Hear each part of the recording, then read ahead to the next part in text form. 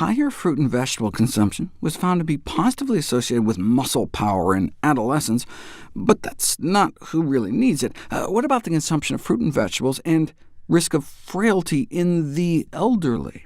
Higher fruit and vegetable consumption was associated with lower frailty as well, in a dose-response manner, meaning more fruit, less frailty, and more vegetables too. But these were all observational studies, which can't alone prove cause and effect.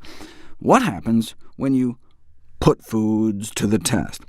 Well, no positive influence ingesting chia seed oil on human running performance, but there was an effect found for spinach supplementation on exercise-induced oxidation stress. And by spinach supplementation, that meant they just gave some guys some fresh raw spinach leaves, 1 gram per kilo, so like a quarter of a bunch a day for 2 weeks. Then they had them run a half marathon. And they found that chronic daily oral supplementation of spinach, meaning like eating a salad, had alleviating effects on known markers of oxidative stress and muscle damage. Here's what happens when you run a half marathon without spinach: a big spike in oxidative stress, blood malondialdehyde levels that stays up hours or even days later. In the spinach group, the before and after 2 weeks of spinach doesn't seem to make much of a difference, but put the body under pressure, and then you can really see the difference. Your body is better able to deal with the stress. And if you look at the resulting muscle damage, as measured by creatine kinase leakage from your muscles, that's an enzyme that should be in your muscles, not leaking out into your blood, you start out at about 100 and go up to 200 after the half marathon right after, and 2 hours later.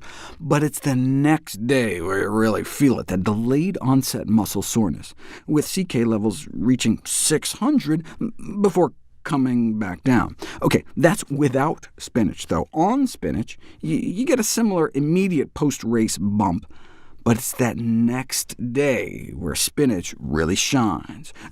You don't get that same next-day spike, and so for a competitive athlete, that quicker recovery may get you back training harder sooner. They attribute this to the anti-inflammatory effects of spinach. Same with black currant juice. After some hardcore weightlifting, muscle damage indicators go up and stay up, whereas the same lifting, drinking berries, and it goes up but comes right back down. But these were just measures of a biomarker of muscle soreness. What about actual soreness?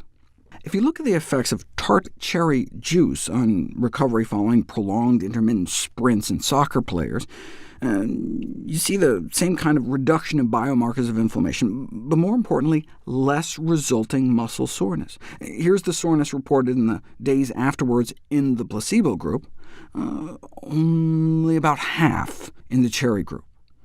Then they measured maximum voluntary isometric contractions of the leg muscles, which understandably took a hit in the days after the intense workout, but not in the cherry group. They conclude that participants supplemented with a tart cherry concentrate were able to maintain greater functional performance. But that was testing like how high you can vertically jump. They didn't actually see if they played soccer any better. But this study on purple grape juice actually showed an ergogenic effect in recreational runners by promoting increased time to exhaustion, where you ramp people up on a treadmill and see how long they can go before collapsing. After a month of drinking a grape Kool-Aid-type placebo-control drink, no real change in performance. But a whopping 15% improvement in the real grape group, hung on for another 12 minutes.